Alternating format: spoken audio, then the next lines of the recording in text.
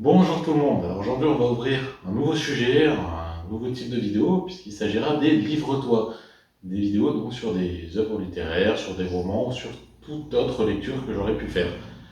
Et pour commencer, on va commencer avec un livre dont le sujet est plutôt joyeux, plutôt sympathique.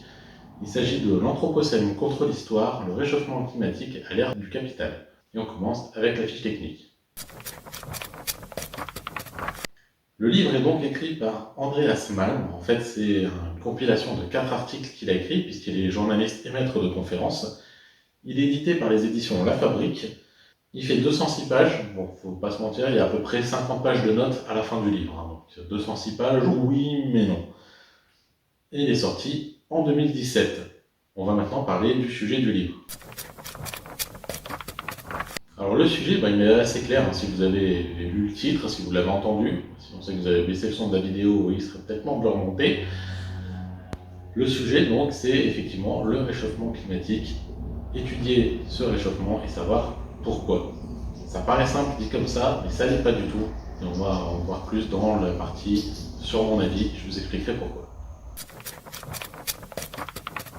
Alors pourquoi c'est pas si simple? Eh bien simplement parce que le réchauffement climatique, c'est un fait, il est là, on sait plus ou moins d'où ça vient, on connaît les causes, on connaît aussi les conséquences, mais on ne les connaît pas en détail, ou alors pas forcément. Avec ce livre, Andreas Malm, qui a d'ailleurs révisé certains de ses articles pour que ça colle un peu plus à l'actualité pour les sortir ensuite dans cette version compilée, avec ce livre, il va justement faire une espèce d'arbre des causes. Il va revenir, alors c'est pas forcément une lecture qui est agréable en soi, c'est beaucoup de chiffres, c'est beaucoup de formules, c'est beaucoup d'informations à digérer. Si les 50 pages de notes sont là, c'est quand même pas pour rien. Mais c'est un livre qui est important puisqu'il permet justement de voir quelles sont les causes, quelles sont les origines du dérèglement climatique. Et on va remonter comme ça assez loin. Il est divisé donc en 4 articles. Comme j'ai dit, le premier c'est pour revenir sur le terme anthropocène, savoir ce que c'est, ce que ça veut dire, pourquoi il y a débat sur l'utilisation de ce terme. Le deuxième article, ça revient sur plus ou moins l'origine de ce réchauffement climatique, c'est-à-dire sur les fileries de coton et l'arrivée des machines à vapeur, puisque c'est à ce moment-là que tout a commencé à dérailler un peu, que l'ère du capital a démarré plus ou moins.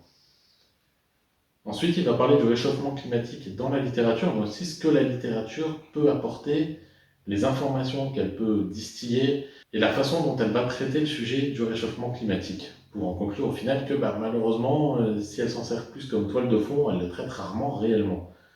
Et ensuite, il va revenir sur les conséquences du réchauffement climatique et donc les risques encourus. Dans les faits, on les connaît, mais il va aller plus loin, notamment en proposant des potentielles solutions pour ralentir ce réchauffement, voire pourquoi pas le stopper en attendant de trouver des solutions pour faire encore mieux par la suite. Bref, Andreas Malm, à travers le livre, il va aller plus loin qu'une simple étude, il va faire une étude et son arbre des causes pour remonter très loin et retrouver les origines du problème. Est-ce que l'origine, c'est bien finalement l'arrivée du capitalisme? Je vous spoil un peu en disant que globalement oui. Et il va essayer de proposer des solutions, ou d'écrire en tout cas ce qui arrivera s'il n'y a pas de solution. Une partie de ce qu'il décrit d'ailleurs dans le livre, qui ne se produisait pas forcément au moment de l'écriture des articles, est actuellement en train de se produire. Donc on peut juger qu'il y a une grande part de vérité dans ce livre. Alors en effet, c'est pas forcément agréable à lire, c'est pas plus joyeux que ça, mais c'est franchement passionnant pour peu qu'on s'intéresse au sujet.